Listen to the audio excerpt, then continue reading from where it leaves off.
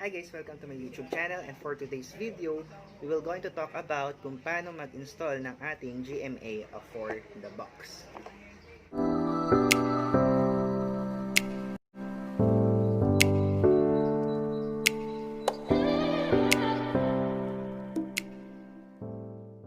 So I'm going to show you kung paano siya ini-install, kung paano siya kinakabit sa ating TV, at kung ilang channel ba meron si GMA AFFORDABOX. Si GMA AFFORDABOX, I believe na yung mga channel niya ay depende sa location, kung ilan yung magiging available doon sa specific na location niya. Okay, so let's unbox the GMA AFFORDABOX. So inside our GMA AFFORDABOX, we have first, syempre, yung ating remote control, and then the batteries, and then yung ating pinagkakabitan. Okay. Tanan! So this is the GMA AFFORDABOX. So let's remove the plastic. Ayan, yun na. So meron din siyang USB port dito, kung saan pwede kayo mag-insert ng USB para if ever na nakakonect na siya sa TV niyo, pwede kayong manood ng mga movies. Okay, na nakasave na syempre sa inyong mga flash drives. Then, we also have the antenna. Okay. Then, yung ating mga cord. Okay. So, yung mga cord natin ay meron naman siyang mga color. So, ilalagay nyo lang siya dito sa likod. Ayan. So, yung red, syempre, ay para kay red. Hindi naman si red ay para kay white. So, itong ating mga cord na ito ay sasaksak natin. Depende dun sa kanilang mga kulay.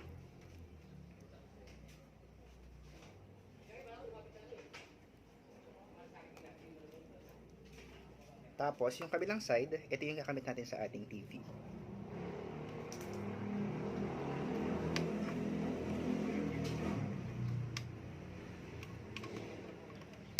Ayan. And then, kung ang inyong TV ay flat screen, you can connect din naman sa HDMI. Okay? Diretso na siya doon. And then, syempre, kakabit rin natin ang ating antenna.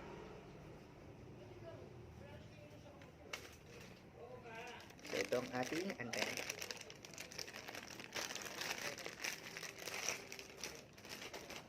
Seal pa pala siya.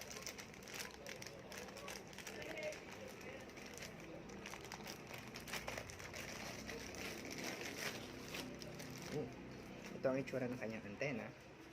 Okay. And meron siya wire. Okay. Sabit na natin ito. So, meron pa siyang cover ng kulay pula. So, let's remove so that we can insert na ang ating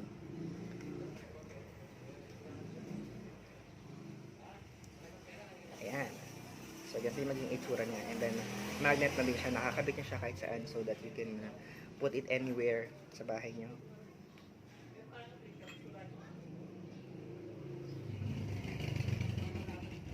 So, ito siya. So, ganito ang haba niya rin. Fairness buti pa ito, mahaba. Okay, and then we're gonna put it dito na sa ating first na paglalagyan.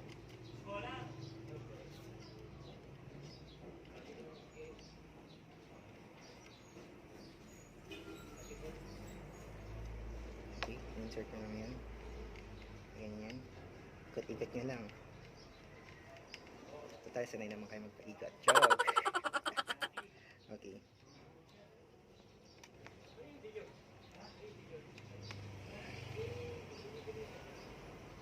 So, once naikabit nyo na siya, ready to go na tayo with the TV. Okay. So, itong cord natin na to, ayan, ito i-insert natin sa ating TV. Dito rin sa per kulay nila. So, red is for red. Ayan, pasok natin. And then, white. And then, lastly, yung ating color, yellow. Ayan. So, naka-set up na siya. Then, try na natin siyang i-operate. Ayan, so open na natin yung ating TV. Alright.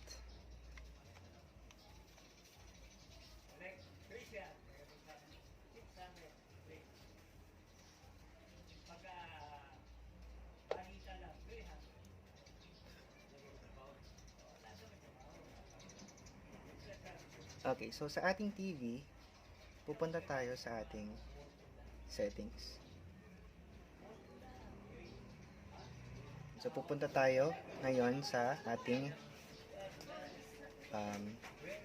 hindi siya sa media, sa ating AV.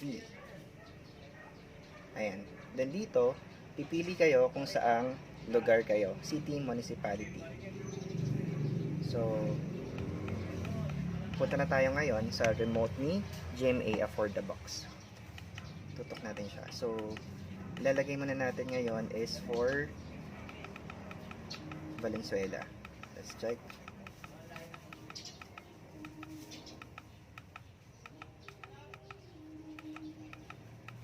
Ayun, Valenzuela. And then, okay na natin. Ayan. So, ngayon, nag-i-scan na ngayon siya ng kanyang mga channel. Ayan. So, ito yung progress niya. Once na napuno to, doon na siya okay.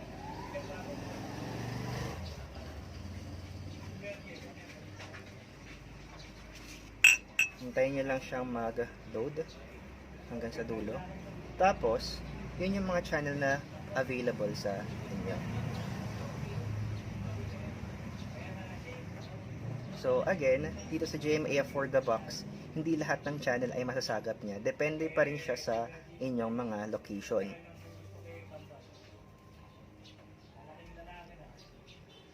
Ayan, so malapit na siyang mapuno. Malapit na siyang fully load.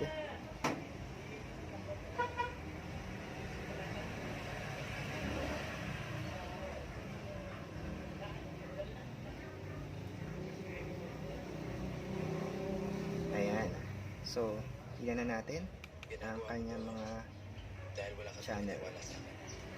Ayan, so sa gilid, nandyan yung mga ating channel. Or TV. Or TV list.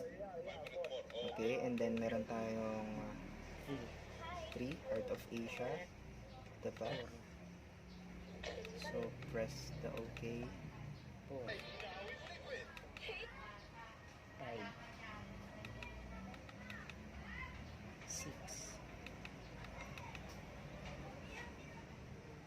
So, meron talaga mga channel na wala pa talaga.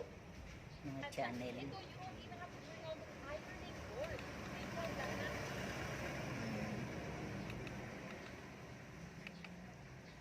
Ayan, so as of now, ito yung mga channel natin. Ayan.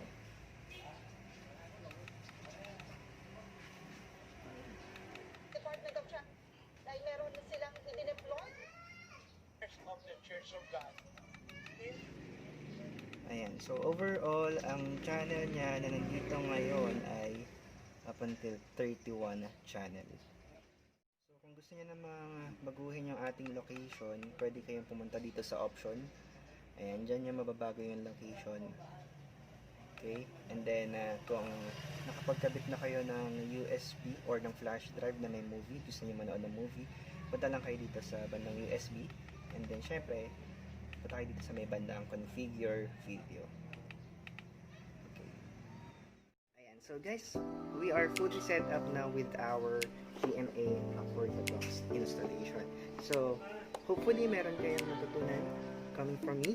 And then, syempre, don't forget to like and to subscribe. If you have a question, you can just comment down below. And sasagutin natin yan sa abot ng